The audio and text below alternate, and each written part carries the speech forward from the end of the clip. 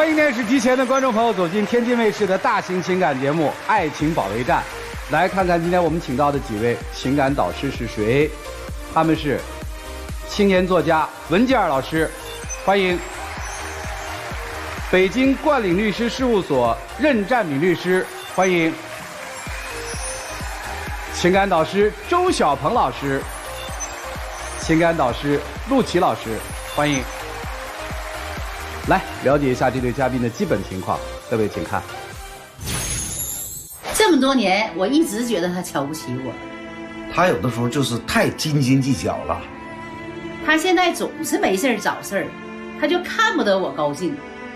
他身边狐朋友太多了，我根本排不上号。人家都是老了享福，我是老了遭罪。他现在岁数大了哈，越来越不安分了。有请这对夫妻，有请。赵先生60岁，来自沈阳退休；李女士56岁，来自沈阳退休。有请两位，有请。主持人老师好，评委老师好。主持人好，评委老师好。好，今天来是干嘛呀？我们俩吧，结婚30多年了。呀，我在他心目当中吧，就是一直没有位置。哎呦喂！他拿我吧，就是从来不当回事儿，从骨子里就是从来没瞧得起我。退休了之后吧，就是借酒借题发挥。没事就骂我，所以我今天来找评委老师和主持人给我评评理。你本来原来不这样，就是因为你接触到狐朋狗友之后，你才变成这样的。你别老说我朋友，这不都是被你逼的吗？啊！我在他心目当中一点都没有位置。他拿他弟弟和他姐就特别为重。就前年吧，他姐家就是需要用点钱，他从来有什么事儿也不带跟我商量的，就是回家命令型的。进屋就喊媳妇儿给我求5万块钱，我姐需要用。我说那你这为啥这事儿不跟我商量呢？你上银行取钱是不是你得提前1天预约呀？是，别跟我废话，赶紧给我取去。就是这个态度。他弟弟家前年就是整房子有点活，完我这边吧腰有点疼，非得逼着我去。你跟我去给他点干活怎么的？能累死你啊！就是这样式的对我，没拿我当回事儿啊。我怎么没有拿当事儿了？就是我们俩本来很好的啊，他回家了。等他从家里边回来之后，变了一样。这里边我也不知道是谁给你后边指使的你，回来翻脸。你吧就是小心眼儿，那是我亲哥亲姐，他能指使我去跟你离婚呢，是指使我怎么地呀？就是老是不相信我娘家这些人，说白了就是没瞧得起我娘家人，因为我家条件特别困难。完再一个呢，他老是指使我，就是让我干这干那的。你看去年过年的时候吧，他姐他弟弟他们都回来了。我就像个小保姆似的，搁厨房里忙来忙去的。等到上桌的时候呢，人家他姐夫就给他姐照顾的可好了，夹菜倒汤的。人家弟弟呢，就是给他弟妹又是夹虾又夹肉的。我搁厨房继续干活，他都不知道。我上没上桌，他也不知道。等我就是把活干完了上桌的时候，2个空盘子出来了。我说那时候你咋不想着我媳妇儿没上桌呢？你给我夹口菜留着，夹个虾，我不在乎那点菜。就在乎你有没有我。姐姐回来串门的，离得很远，多长时间回来一次？你说我们俩中老大，我是长子。如果就说这个事情，如果你不干，我不干，你是让2个老人去干的吗？我们都是一家人，干点活不应该吗？我一说让他弟弟干点活，让他弟妹干活，人家一天有买卖累够呛，那怎么就说我是闲人呗？你姐是出嫁了，是姑娘了，那回来怎么的？好事说咋没有说姑娘跑外结婚了，别贪的，那什么事都有。这个我批评你一下啊，按照咱中国人的这个传统，长子嘛，长嫂嘛，这规矩讲不讲？要讲。但是我翻回头问您一句话，咱老李里面没有说不疼媳妇儿吧？这个得分怎么疼，我不能说在那场我疼，回家我多应酬就可以。不是没有啊，在那场合里面我夹只虾放在空盘里。给我媳妇儿这事儿不丢人吧？人家在那张罗忙叨，您夹只虾，夹2块鱼，留一盘单独的菜，这事儿不丢人吧？不丢人。您做了吗？没有做。你看，接着说。最可恨的就是还老阻止我去跟朋友聚会。那你说我在家里得不到开心，得不到快乐，我出去跟朋友在一起找乐趣，咋的不行吗？我原来吧，我就以为他就是跟我朋友有什么误解哈，然后我就带着他出去跟朋友一起在一起吃顿饭。回家之后进屋就挑理呀，这个对他不礼貌了，那个又没敬他酒了。我要稍微反驳一点那就开嘴就开。但是你让我去，我去不去？你让我去，我跟你去。该做的事情我做了，面子给你撑足没有？但你那朋友怎么对你的？拍拍打打，拥拥抱抱，我是个男人，你让我怎么想？吃完饭了，拍拍打打，不很正常吗？但最可气的当中，就说在那场上两个人非常藐视的，俩人就是说了怎么几句话，就好像说的我，你说让我心里怎么想？我能不能？你没有什么见识性思想，老是吧就瞎合计，别人说他啥了。去年呢有一次哈，他出去喝酒去了，我就寻思我也出去放松放松，我就跟朋友出去溜达溜达，回来正好在院里头碰见了，我心里还合计，给我点面子，可千万别骂我呀。哎，宝贝眼的照这话去了啊，老远就听着张牙舞爪啊，你又跟谁鬼混去了？又勾搭谁去了？哎呀，说的老难听了，那话我都说不出来呀。你说年轻的时候挺清白的，老来老去的让他给我整的，还生活作风有问题了。但是我到了我这岁数，你说我都60岁了。你怀疑啥呀？你说我就跟他出去溜达溜达，你们能干出什么好事儿？连我朋友的面子都不给。你说哪有这样事的？我到了我岁数了，我没有什么别的嗜好，我是偶尔喝点酒。但是我喝完酒之后，有可能跟你就是吐点这个真话，要不说你可别给我吐真言了，全是骂人的话，你这就骂人的话，这叫真言呐。但是你就说这个酒的事情过后说，我也觉得不太对。但是就说你自从接触社会这些朋友当中，你跟那个完全判若两人。我也不傻子，我接触啥样的朋友我不知道吗？比如说，好快我不知道啊，我用你跟我指使啊。比如说，就说你原来前你非常勤俭持家，你现在开始疯狂的购物，这都是花钱如流水。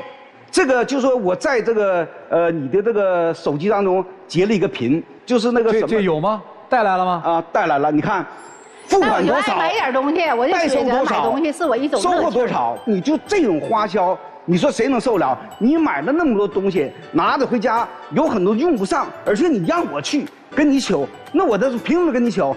再者，你花这钱之后有什么意义？怎么没有意义呀？我买衣服穿我美，但你买东西没有用的，怎么没有意义呀？这属于网购最不可理解的。他戴了一个钻戒，我发现我说这假的吗？他说假的啊，我就过去了。过2天高兴告诉我是真的。我说你哪来的？他说我跟你生气。第2天我买的，哎，我说这个钱我告诉你啊，我这个戒指，我就是所有戴的金银首饰，都是我跟他生气完事儿，我自己去逛街的时候，我生气一次气我就买一样，生一次气买一样。这个戒指我是前年买的，多少钱？1万多块钱。我这个镯子我是去年买的，多少钱？我戴这项链全1万多块钱。他也有生气，我就出去购物。你不单是这种购物，你现在买保健品，你这个最可气，我非常不理解。你拿着保健品给我2岁大孙吃。说了1次，他不听，连夜吃。后来我就跟他急了，我说你这个不能给孩子吃。那我这保健品买完了之后，人家说的是补气补血的，你成天让我生气，我气的这疼那疼的，那我补点啊。不，人家说干嘛给孙子吃？那我孙子，我觉得他那个吃也挺好的。你那朋友说全是一种谬论，他给你就是一点好处没有，给你那我吃这玩意儿比你喝酒强啊！你都不知道，主持人啊，我肯定不知道。前一段时间他出去喝酒去了，出去之后我说那我就搁家去干活吧，我就从上到下的该洗的该擦的我就全干完了，干了1天累够呛。完我家养个小狗。我就把小狗也遛完了，我合计这累够呛，那我出去放松放松吧。我就跟朋友出去，搁院里头哈，我还穿着遛狗服呢，我就搁院里头来回跟人走圈，一边唠嗑一边走。等到我遛完了之后，我回来走到咱家楼梯口，我就听着楼上叮当的砸呀。我进楼梯口的时候，我还合计，我说这楼上小两口谁家又干起来了？结果越走越不对劲儿，走到咱家门口的时候呢，我一听是咱家里头出来的声儿，他也没在家呀，还给我吓一跳。结果我一敞开门之后哈，我一看满地的玻璃碴子，进屋我就说：“我说你干啥？你这喝完酒了回来耍什么疯啊？你砸啥呀？”我一看砸的都是便宜搂手的，什么水杯呀，什么烟灰缸啊。我说你砸点狠的，你把房盖揭了，把电视砸了，你砸那便宜搂手的干啥呀？我说你又因为啥砸呀？跟谁来气了？你就回家砸家呀？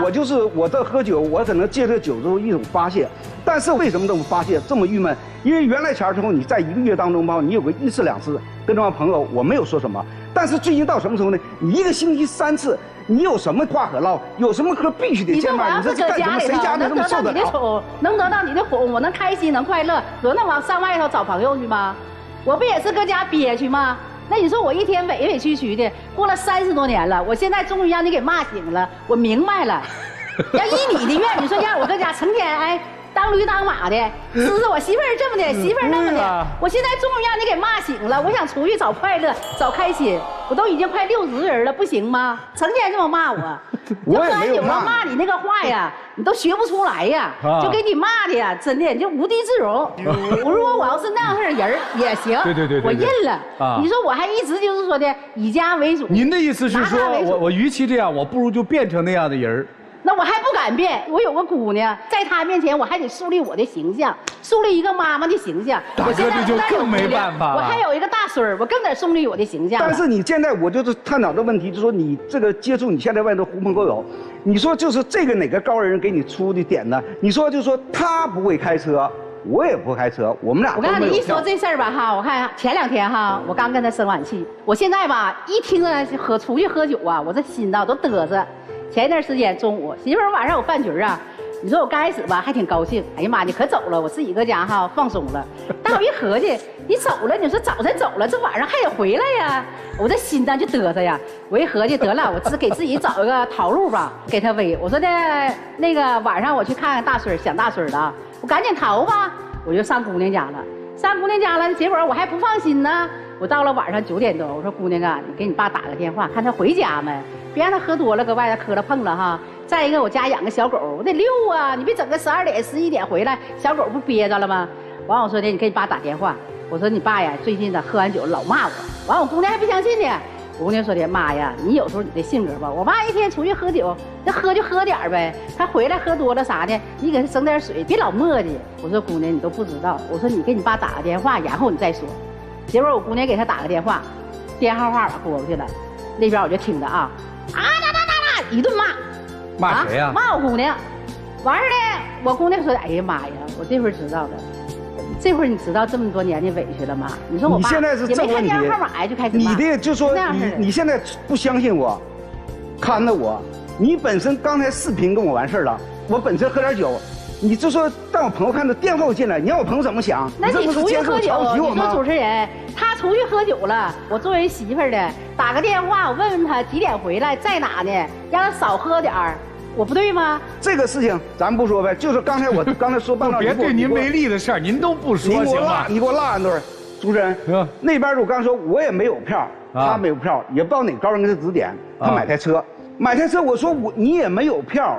你也不会开，那我看哪个高人给你指的？你这是这个车不太贵，但它也是个车呀。你说你买的放着干什么？你这不找钱烧的吗？那谁让你前一天晚上也有生气呢？那我逛街逛完了之后，我一看我该有的我都有了，那我就别买了。我一看那小车挺好的，我会开不会开的，我先整回家呗。您这个生气的时候消费其实也很理性，是吧？不随便买，买所需的。我这手啊脖子都戴满了，我就买车是吧？有时候也不太理性，买完回家也后悔。那你就像如果说是就这种生活，我们家我就跟他说，我说我们不是开矿的，你这么一整之后你就出去这么消费，一整这么消费，这是那现在这车呢？车搁那摆着，搁家放着呢。赶紧考本啊！那考本然后都已经买回来了，考本我就不能管了。我现在主任跟你说的事情呢，就说你现在这种样的生活跟我这么对立，你说任何也不跟我商量，你想怎么的？你说这你以前的事儿不也没跟我商量吗？你要是以前你该干啥干啥，你跟我商量，我能做出这么大的决定吗？要是30年之前我肯定不敢。你别说这是，那你要这么整，几万块钱了，几千块钱、几百块钱，我都在这回家问问去。哎，老公，以前，哎，我老公回家我买个裤子。我来问问。这别说大哥，我也怀疑啊，就谁给你这么大的底气？30多年的气受完了，你现在跟我这么反？他太气我了。您退休之前做什么工作的？方便吗？技术工作的啊，技术，就单位里面很厉害，算是吧，算是。那说话也是说一不二的，对吧？在某些工作上，人退休了。怎么着？看不上人家了？不是说看不上他了，问题他退休了，他长脾气了，喝完酒了之后。您这退下来多久啊？半年。半年我都受不了了。你说还有还有20、30年呢？你说问题呀？就那您退休多久啊？我都退休5、6年了。您这5、6年过得可好？是好是坏吧？那现在他不也有生气的时候，我就觉得可幸福可好。现在怎么个意思？就不跟他在一起就好呗？也不是。那您怎么个意思呀？我就是想让你们评委老师和主持人，就是怎么说呢？就是我还就是您这报复性的，这叫报复性对抗，让我们评理是对还是不对，是吧？对。那您承认您这是带有一定报复色彩的对抗，是吧？就是你越不愿意让我这么做，我越去这么做，是这意思吗？是，也不是。那到底是什么？解气了？我就觉得我自己，每当他惹我生气的时候，我出去，每当我就是买一个我喜欢的东西，我就觉得心里就开心了。啊，他现在对你买东西这事儿，我觉得倒还好。他现在对你跟那帮朋友在一起这个做法，他特别的在乎。那你说人不可能没有朋友啊？你交朋友我都不阻拦，那为什么我交朋友你老去阻拦呢？他就是从跟我结婚，就是没相中我的性格。没相中你的性格，他怎么会跟你结婚呢？谁知道他呢？你问他呀。对，大哥，我是一个男人，我有责任，我有担当，这是我就是针对对他一个回答。啥回答？担当、责任。男人，哎呀，是责任。人家嫁给你30年，你连个我因为爱他娶她都不敢说，来一个担当责任，你这太招恨了吧？这一个我这岁数30多年从来没说过，不太好说。您这什么岁数啊？不就是60岁吗？主持人说对，也是。他跟外我说对，您自己说，您为什么娶人家啊？当时喜欢。那现在呢？现在他成天这么整。跟我这么拧着干，你说你让我能说什么？问一句啊，学驾照了吗？没有。2个人把驾照学了，开车出去玩去，车买的挺好的，听起来特别乐啊。但这背后其实你能看到夫妻之间的感情，平常就属于那种憋着心里不说呗。对，借点酒就那个呗。对，本来我不怎么喝酒，我量也不大，就这几年当中，就与他那些朋友还有他的亲属。接触，你看他一整就是我的朋友，我的朋友跟你有什么关系啊？你说成天我的朋友，你得想为什么是你的朋友？我就是这么想的。为什么是你的亲属？他从骨子里头吧，没瞧得起我，也没瞧得起咱家娘家人，更瞧不起我朋友了。人家刚才最抱怨的一句话是1个礼拜得3、4次，那跟这些人聚会的时间多了，跟我在一起的时间不就少了吗？那我不是说了吗？如果我要在家能得到宠，能得到就是开心，我还能出去找朋友聊天吗？听懂？你打都打不走我，对不？那不是我搁家得不到爱吗？那我直接说，我直接问啊，那你爱他吗？以前爱。什么时候不爱了？现在也多多少少爱点吧。这爱就是爱嘛，这较什么劲啊？老师们给分析分析，来一起进入丘比特问卷。说实话，阿姨内心是极其自卑的。她其实无非现在想找你要个什么东西呢？她要自信，她就想证明她这几10年你不说爱我，你看现在你退休了，我是不是也这么优秀？她较那个劲儿，她也较在这儿。她觉得你没有在她自卑的时候告诉她，你不用自卑，其实我就是喜欢你，我就是要跟你在一起，我就是要跟你结婚，我要跟你生儿育女。她之前在踏入婚姻的时候和这么多年，你没有给了他这段话，就是你在高位的时候，你没有让他觉得舒服。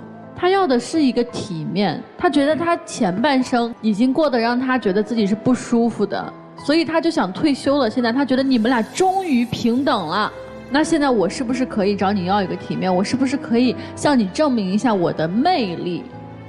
他其实想做这个事情，但这个阿姨吧，她就有的时候她有点容易上头，您真的是有点冲动消费了，咱有一说一啊，就别这么霍霍。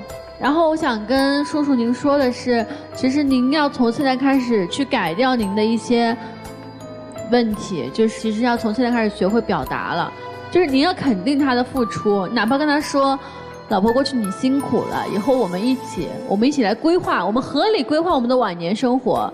你根本就没有一个让他说话的方式，他就像个小孩儿，我就是要引起你的注意，你不理我是吧？我就搞破坏。还有至于您说的什么，他的那些什么所谓的狐朋狗友，这个是您下的定义啊。你们俩之间的问题无非就是那点志气，所以已经风风雨雨走了这么多年，可以花钱，但是咱有基数的花钱，可以胡闹，但咱别伤感情。实在不行的话，你们家回去就现在买个黑板，你就留言，你想跟对方说什么话，你要说不出来就写，对吧？其实所有一切怀旧的这种方式，都是可以找回你们俩当初的情感的。两位嘉宾，你们好。你好，老师。其实，在我办理的大量的婚姻案件中，因为这种情况很多。啊？因为呢，你认为你在婚姻中没有得到尊重和关爱。是的。所以，你干了2件事：第一，交朋友；第二，疯狂购物。因为你要找一种替代，来满足你在婚姻中得不到的尊重和关爱，获得暂时的快感和满足感。对。第二个，也是一种自我奖励。你不给我买，我自己买。对。我自我愉悦，我自我欣赏，我自我快乐。对，就是这想法。但这个事情你发现没有？一个转折点就是，这位领导从位置上退下来了。你现在可能敢和他去算账了，敢去对抗了。也不是，是他给我骂醒了。骂了你30年，你为什么现在醒？我觉得怎么说呢？他现在吧，就是比以前就是骂的厉害了。以前吧，我能接受，但是现在吧，他一骂吧，就是关系到我生活作风的问题了，把我这一身的就是那个名义都给整臭了。就再好朋友，搁人家面前也不给我留面子，要是这么的了，又让人上哪鬼混去了，就老难听了，有些话我都说不出来。那么就是说，你的意思就是，先生的骂，从量变达到了质变，而且内容呢涉及到你的作风问题，你受不了。对，就是不尊重的程度更深了，对吧？所以现在才导致你为什么要寻求一种平等和对抗。这是我跟女士说的。第二个，我跟先生说，这位先生一看，肯定是长期在单位做领导。我的建议是，主动放下身段，退下来了。咱们这个架子别端着了，主动沟通，不要再互相指责了，不要再倒旧账，而我们要翻新篇，面向未来吧。所以我觉得咱们还是第一，这边要抬高自己，这边我要放下身段，双方达到一个平衡，那你们的夫妻关系就和谐了，就美好了，就幸福了，就可以开着车一起去来一场说走就走的旅行了。好吧，我就谈这点。谢谢老师，谢谢任律师。我们有些观众也来电问哈，说怎么能够找到您啊？有一些法律问题还想向您咨询啊。观众朋友们，如果有法律方面的咨询，请关注北京冠岭律师事务所的微信公众号，我可以提供免费解答和咨询。其实大哥大姐无非就是不能适应退休过后2人世界的生活，你俩都适应不了。我先说大姐，您适应不了。因为你从来没有跟他24小时共处过，太难了。就这种领导一回家，直接没有办法，没有下属了，只能把您当下属，下属就得给他打下手，就是帮他把所有的事情安排张罗好。但您受不了啊，因为那不仅仅是说家里事儿了，而是在于大哥现在完全没有办法适应他退休过后突然没有工作了，失落感极强。当人一旦没有办法接受失落感，就焦躁了。你买东西。网络上我也刷到过很多视频，包括我自己其实也说过，就是有些时候心情不好，我们可以通过买东西的方式来让自己舒服一下，但后续该怎么做呢？买东西只是填补了一时的满足感，但是您知道过度的买过后会带来强烈的失落感，因为你买是内心的空虚，内心的空虚不是物品带给你的，是这个人带给你的，因为他没有办法跟我2个甜言蜜语，没有办法跟我过很好的夫妻生活，我们2个人一说话就呛着，我很难受。您所有的失落是在他身上，但你买完东西过后呢，看着镯子，这就是上次跟老王生气的时候买的，这就是前不久跟他吵架的时候买的，对比完了以后你更难受。所以你要记好了有一点，如果真的有任何的需要，您不如跟他共同商量。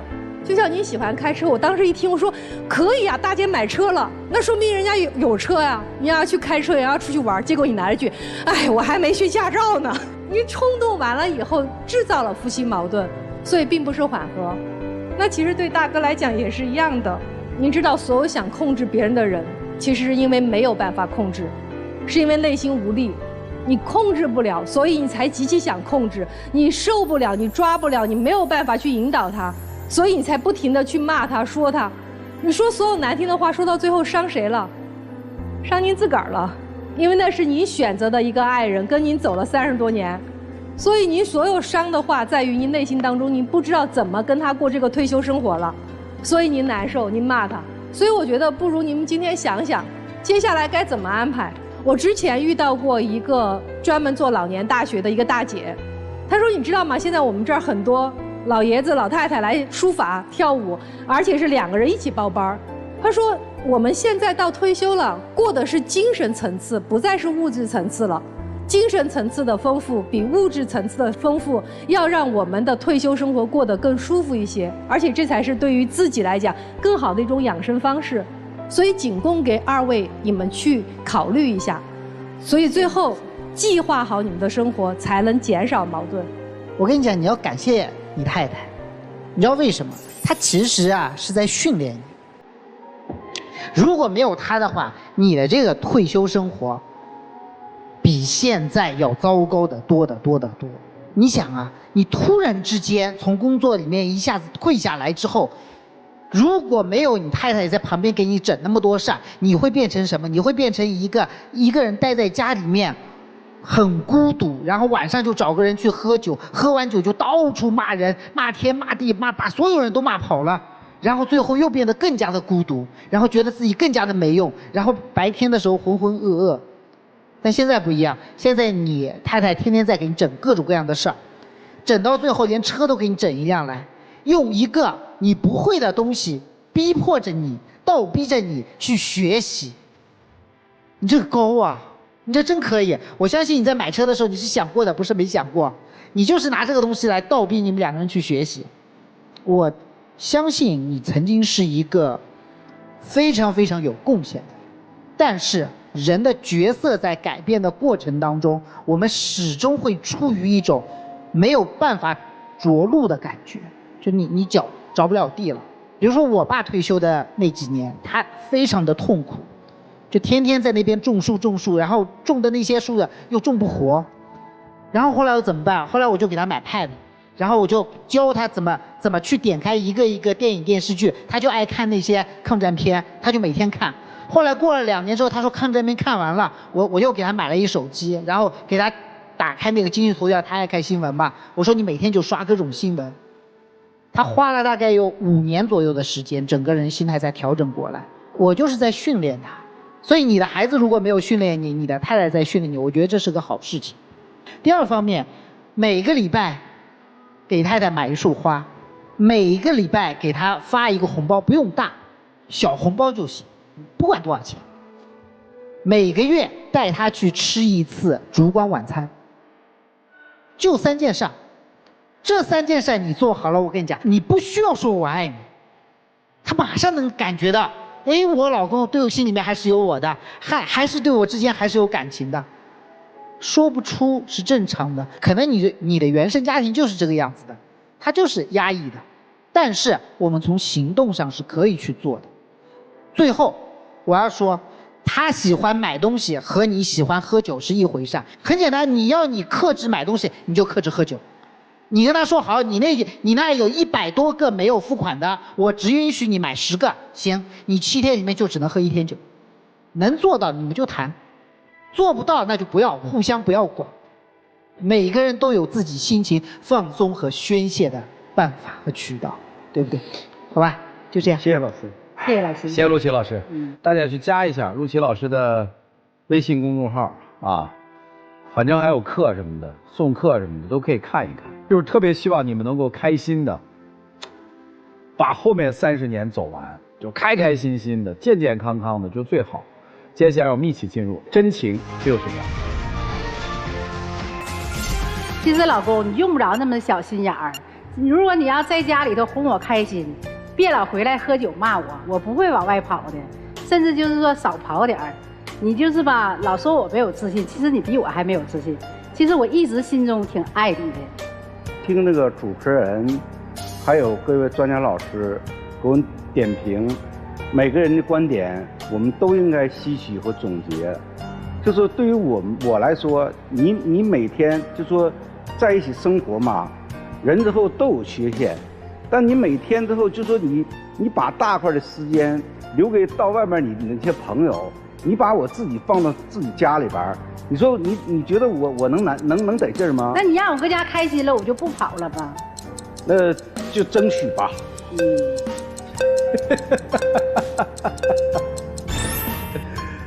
谢谢2位，请回，谢谢你们。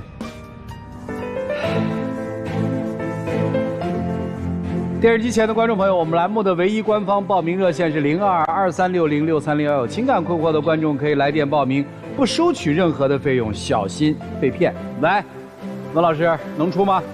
上出，肯定都会回来。来吧，接下来我们来看看他们自己的选择是怎样的，请开门。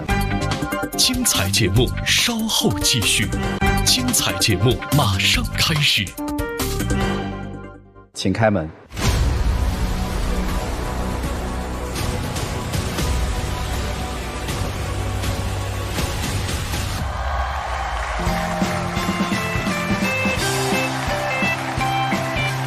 哎呀呀呀，辣眼睛！来来，一起见证，一起见证。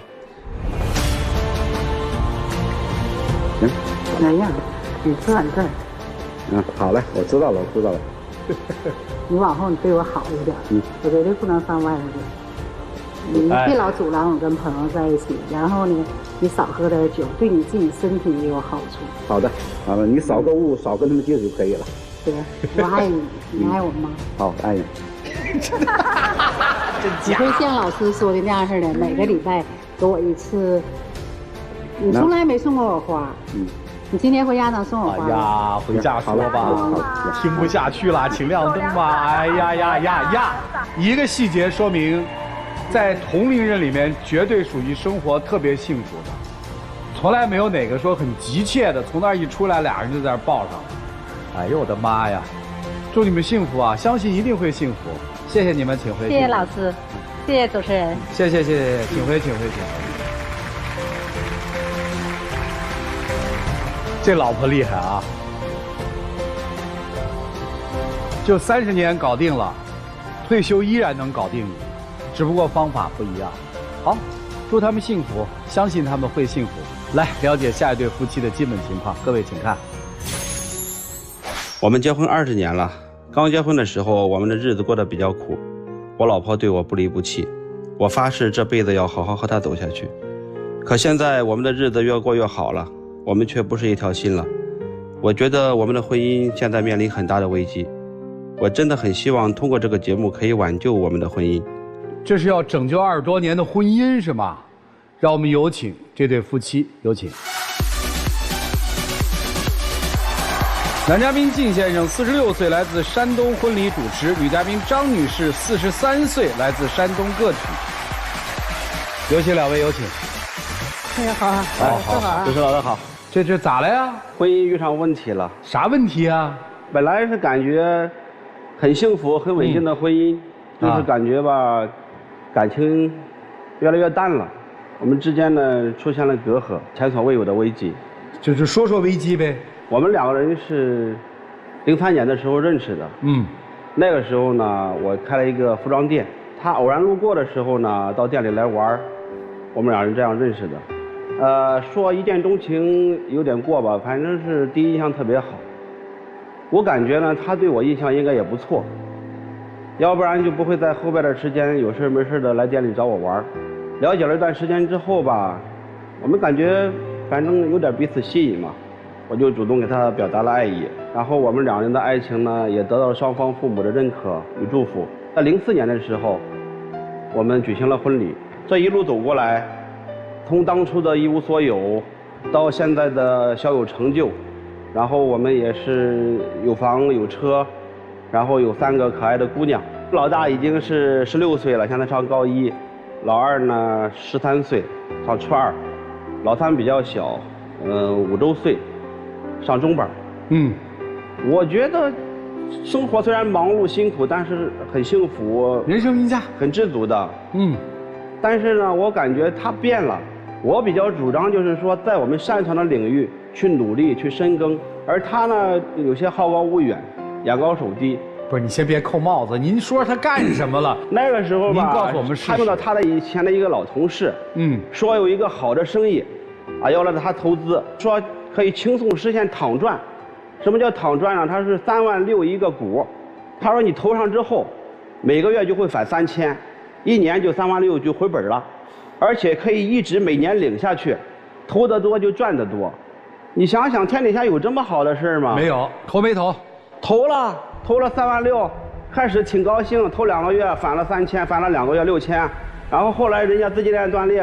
那我也不想，那如果挣了呢？那如果挣上100万，你就不这样说了。您说那如果没有，而且呢，他被人都忽悠了，钱都打水漂了，他还是跟人家走那么近，啊，每天呢还抱着手机跟人家聊天啊，聊一些暧昧的话题，而且明显的我就感觉到那一段时间他的心思都不在家里，为什么呢？有时候包括家里的碗就摞在那里，有时候衣服就堆在那里，他都没有时间去打理。跟谁暧昧聊天？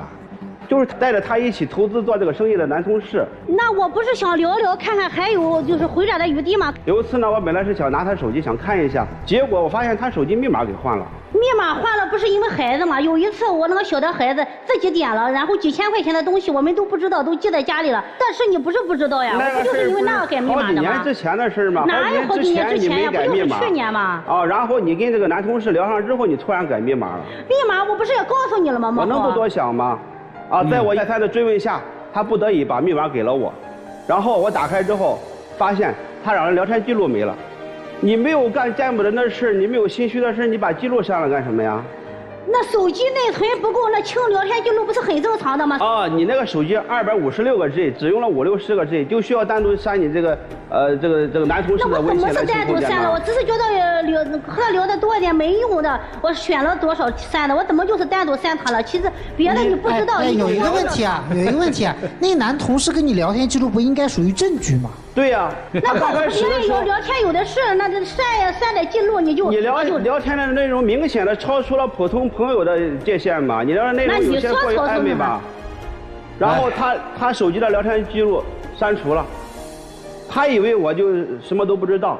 后来我用电脑登录了他的微信，电脑里的微信记录是有的。然后我一看，他已经聊了很长时间了，我们之间有什么矛盾，有什么事儿，他都跟人家诉说。然后人家是在劝他的同时，然后挑拨我们之间的感情，而且他们2个人之间还经常说一些暧昧的话。我选取了几个，交给了我们的编导，我们可以看一下。不是我们这个能看吗？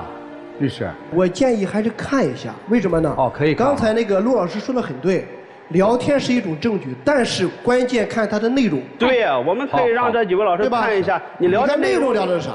你看这个，啊，干什么去了？回家洗澡啊，他回家了，我去给你搓背吧。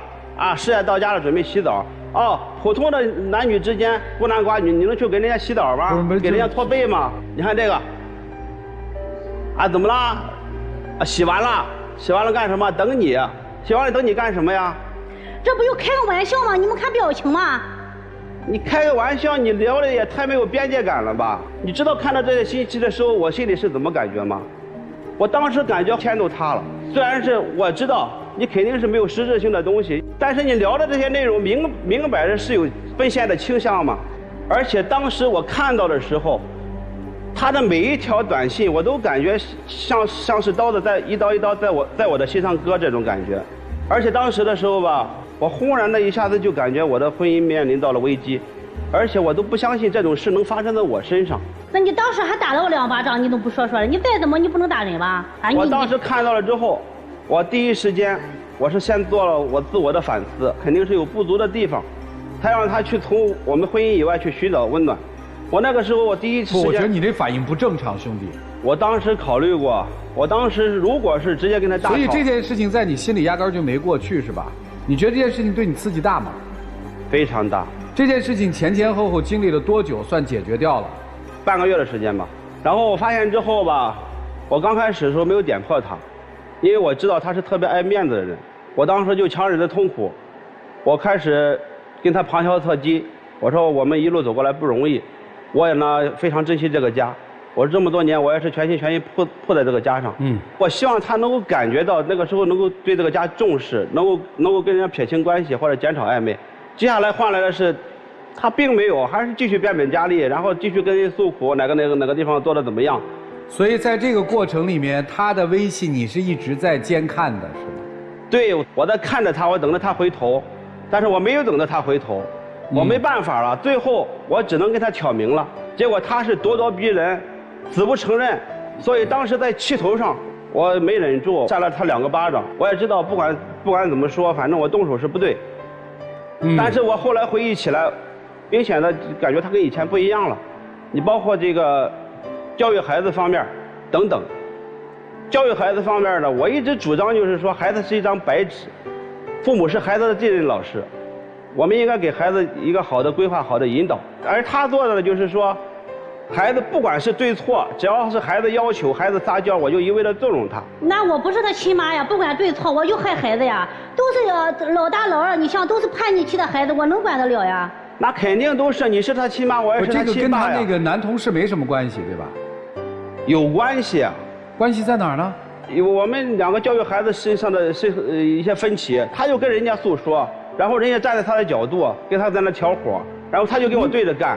这是你想的。天天教育孩子，你说都是两个大的都是叛逆期的孩子，你上来就吼，不中用就开始上手。你的一些教育理念只能会害了孩子。我们邻居都说，你这么大的孩子不能打，他不是说是那个就是几岁孩子，你像我教育孩子从来也没有说上来就上手。我教育孩子，我第一，我承认打过，但是打的不是很多。他的行为是错误的，我在苦苦婆心地跟他分析，我说你这个事不对，他还不听。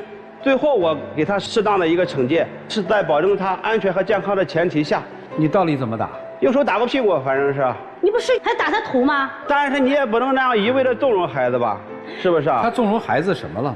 比方说，孩子喜欢玩手机、熬夜。我说这个东西呢，你可能是沉迷网络、沉迷游戏，可能会害了孩子。我那时候给孩子定了一个规矩，我说你到家之后9点之前写完作业。你做30个俯卧撑，30个仰卧起坐，30个蹲起，你能获得30分钟的时间。锻炼不是他应该可以自己喜欢的吗？还有其他方式他自己喜欢，但是你要是没有他喜欢的。所以你看啊，我没跟您抬杠的意思，我的意思是每个人对这套东西都有一个自我认知。我们在这儿不讨论这些自我认知。对。咱们今天主要说的是你们夫妻之间的事儿。我们夫妻之间就是这个事儿跟人家那个男同事没有关系吧？有关系。然后我教育孩子，他就跟人家诉苦，然后人家就指责我嘛，他就跟我对着干嘛。好，教育的问题我们听明白了。您还有什么委屈？还有孩子喜欢吃垃圾食品，喝奶茶、麻辣烫，这个吃汉堡。老师，你说现在的00后，你说他又不吃那些东西的吗？你说我说的有吗？都是17、18的、14、15的孩子，他自己就从那个上就点了。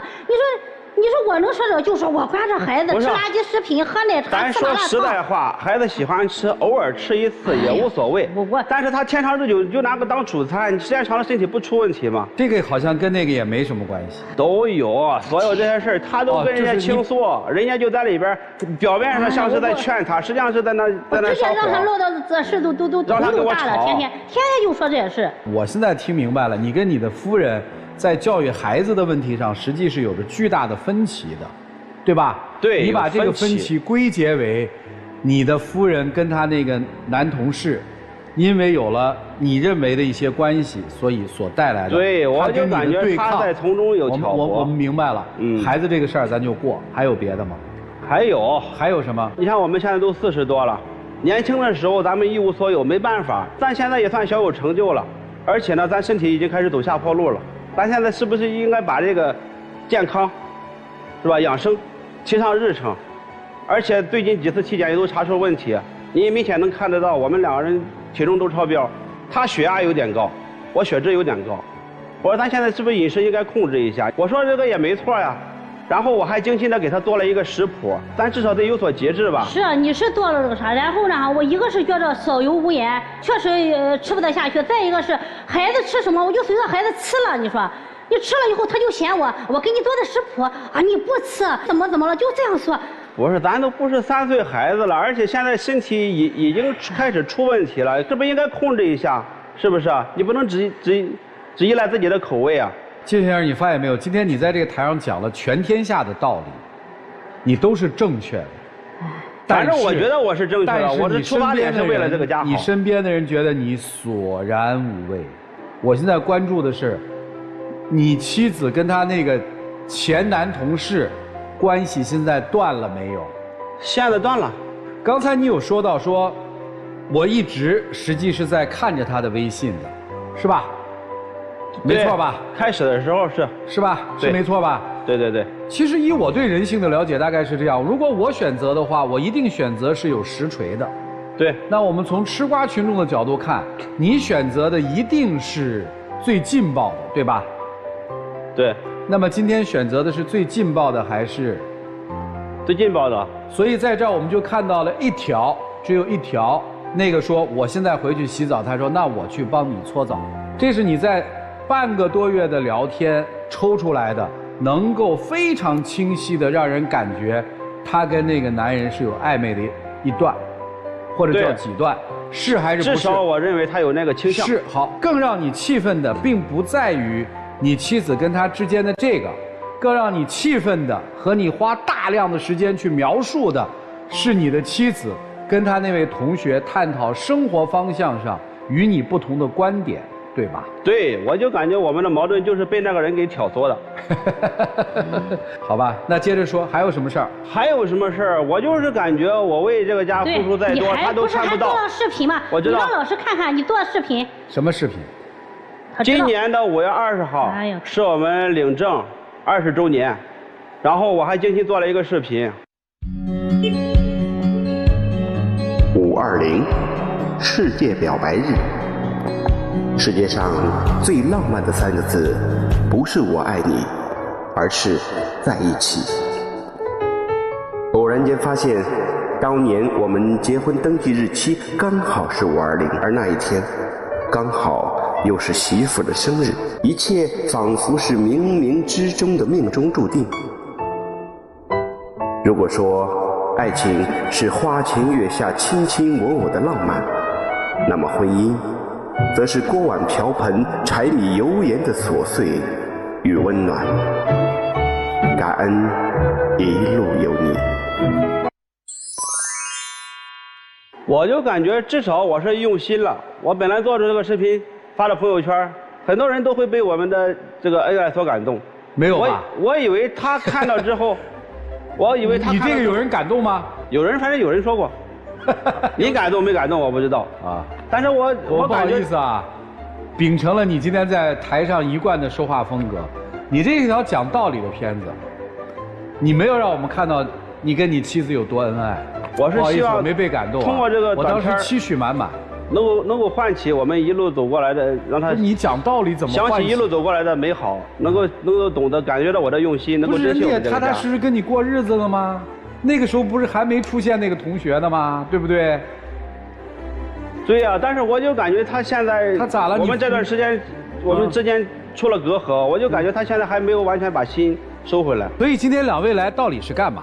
我感觉是面对到了前所未有的危机。我本来是你的危机是来自于有人不听话了，你接受不了这个，也有这方面的原因吧。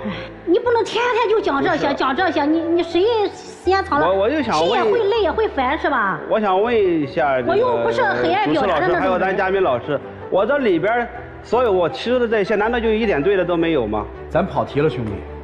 可能我不对啊，我一直觉得一个正常男人或者一个正常夫妻之间，当出现这种事儿的时候，他的所有情绪应该是在这个情绪点上。他有没有背叛我？他有没有背叛我？面对他的背叛，我应该怎么办？而我发现你采取的是，第一是理性、理智，第二采取的挺可怕的方式。我开始用我的方式监控你，我还不告诉你。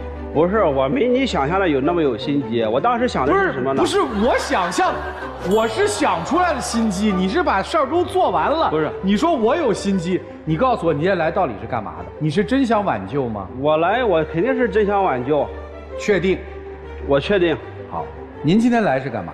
我本来不想来，他非让我来，然后不解决这个事情，就好像过不下去了。还想跟他过，对吧？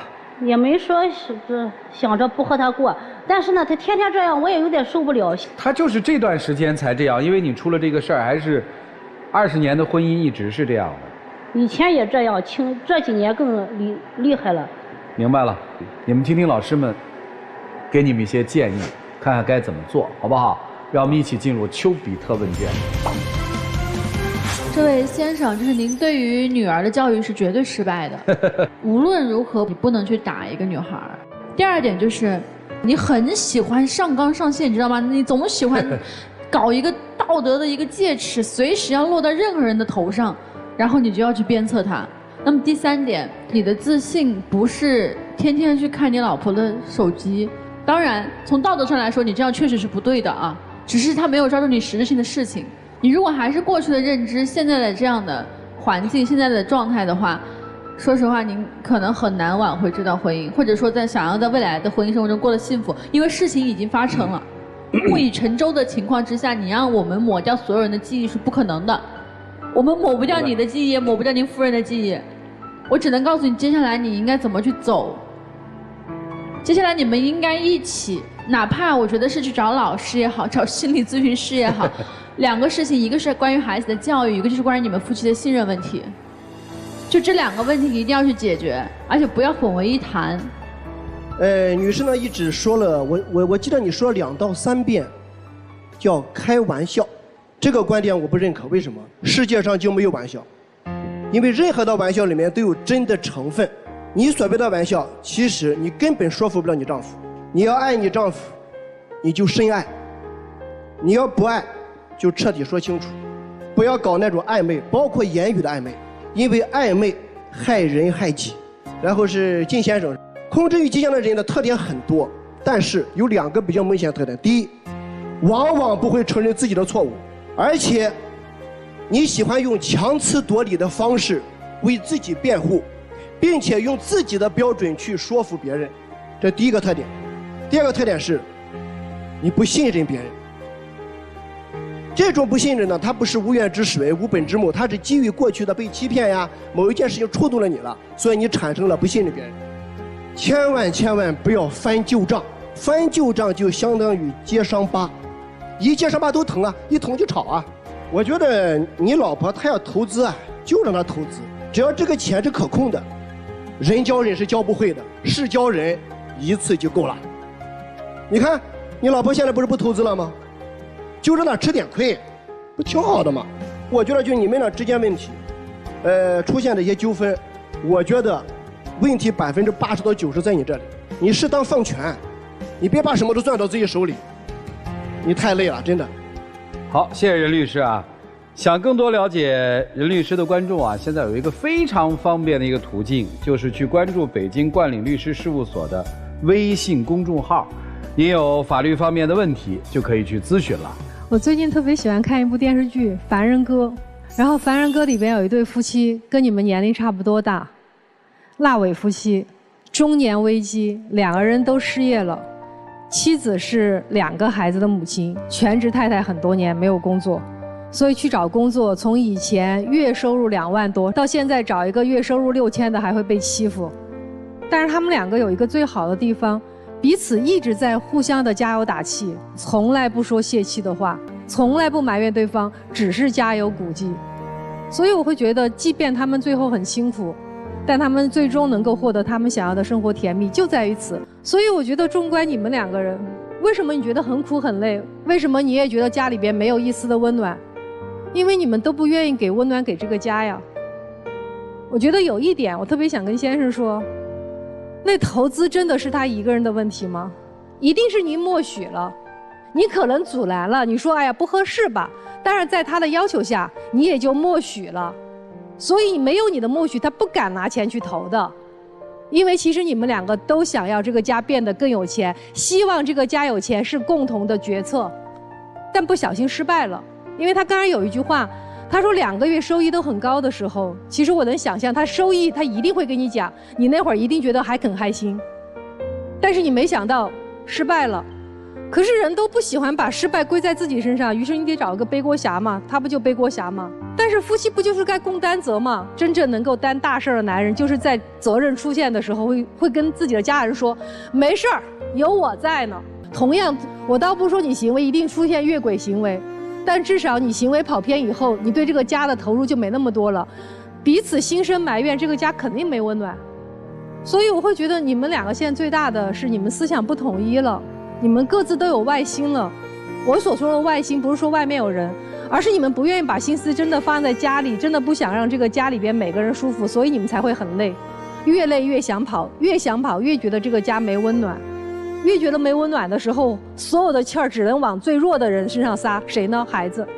所以你就打孩子吗？可是打来打去，最后你会发现家可能打散了，你会觉得自己辛苦了这么多年，啥也得不到。所以就最后送你们一句话吧：每天晚上好好的说一点彼此关心和取暖的话。整个事情里面，我觉得最可怕的是什么？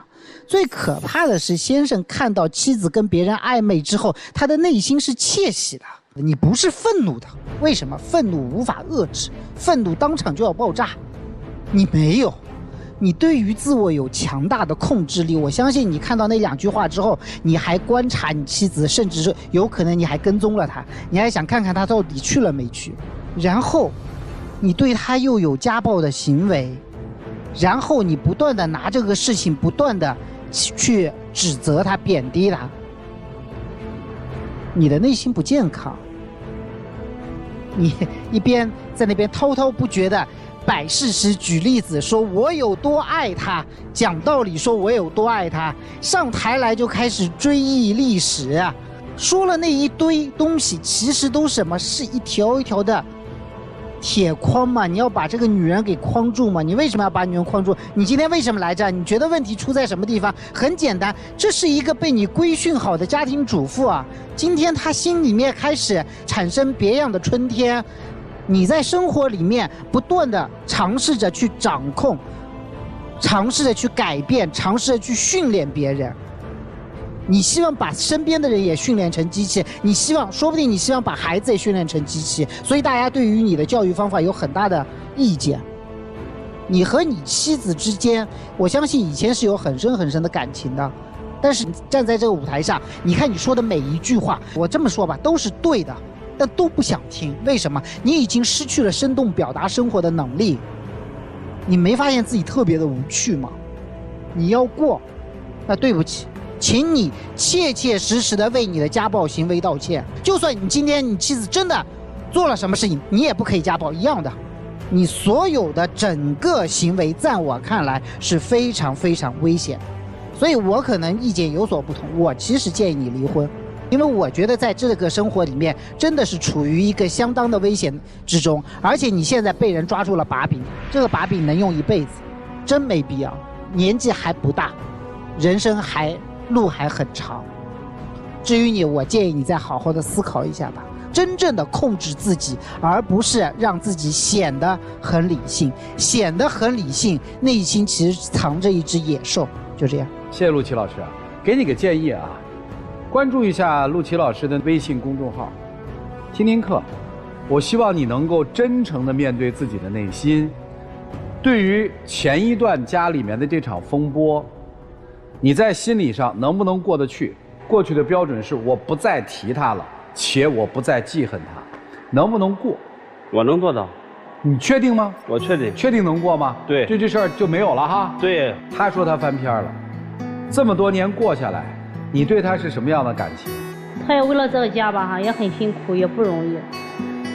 但是就是有时候他的脾气和他的思想，现在我们不太在一个点上。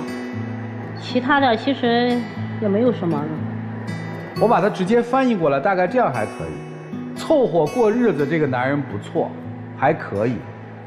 但是如果想让我们幸福的话，大概这个男人需要改了。改什么我不知道，但是我现在，我跟他吃不到一起，我跟他聊不到一起。你放松一点好吧？就是你们婚姻的事儿，我觉得没啥说，我就特别希望你放松一点，太崩了。你要真的就说我不想过了，你今天就非常坦诚地告诉他说，我就不想过了。要想过这日子，觉得只要调整，我们就还能往前走，就告诉他，好吗？哎呀，接下来一起进入真情60秒。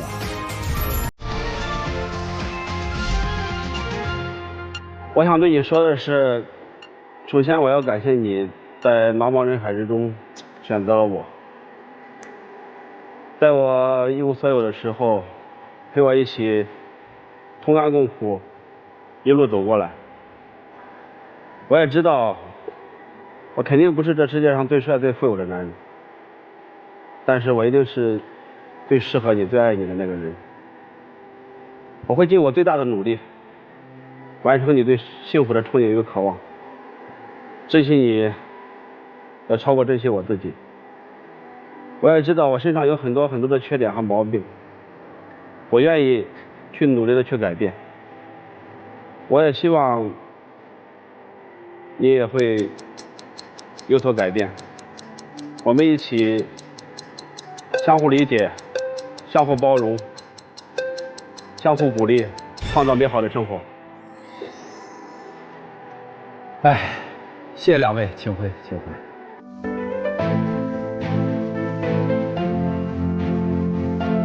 来吧，文老师。双出。我认为男女嘉宾都会回来。双出。我真心的觉得妻子最好是不要出来。我就在想哈，他老婆要的是什么？他老婆要的是，我赔了那3万块钱的时候，他拉着他的手说：“老婆没事儿。”哎，当时也怪我没拉住你，我拉住你就好了。他老婆可能要的是这个，但是他给到的都是那个。我希望的是喝一碗面汤，您给我上了一碗大鲍鱼，我确实臣妾吃不下呀，有这感觉是吧？来看看他们自己的选择，请开门。精彩节目稍后继续，精彩节目马上开始，请开门。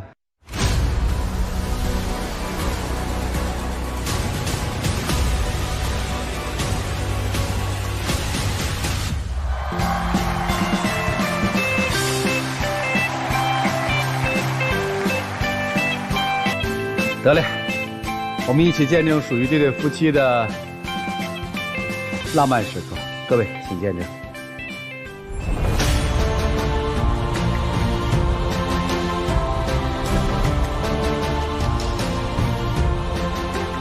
现在是你，最终还是你。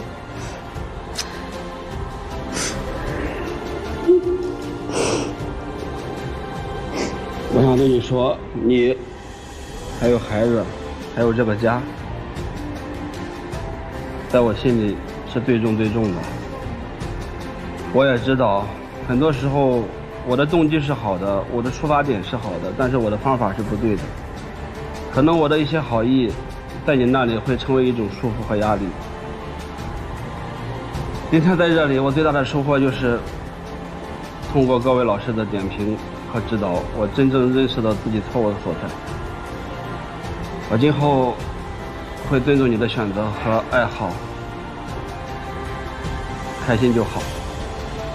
我们一起把这个家好好经营下去。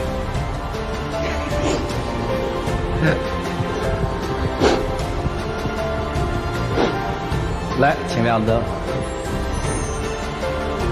哎，行吧，回吧，加油吧。你放松一点，你太紧张了。你看你老婆。人家那个说的真是，最初是你，现在是你，最终是你，多精炼呀！你这啰里吧嗦一大堆，你放松一点，放松一点，你给别人自由，不就给自己的自由吗？你太紧了，兄弟，请回，请回，请回，谢谢你老师。